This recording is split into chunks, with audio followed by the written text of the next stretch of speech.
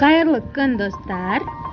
Біз бүгін өте жұмсақ, әрі өте нәзік және сондай дәмді яблочный пирог жасаймыз. Бізге ол үшін 2 жылток керек және қант. Бастапқы кезде миксермен баяу жылдамдықты араластырамыз, сосын көбейте береміз жылдамдықты. Көбірек араластырасыздар миксермен. Сосын ерітілген майымызды құямыз, сүтімізді құямыз және ұнымызды міндетті түрде електен өткізіп саламыз. Және разрыхлителімізді саламыз. Бастапқы кезде ұнымыз шаршап кетпеу үшін миксермен жай ғана осылай араластырамыз.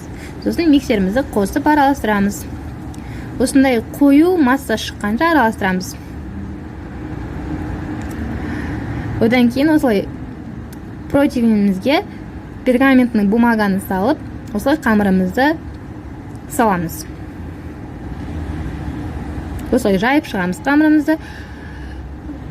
Егер домалақ ыдыстарыңыз болса, домалақ ыдыстарыңызға пісірсеңіздер өте жақсы болады. Сосын осылай кесілген алмаларыңызды қойып шығасыздар.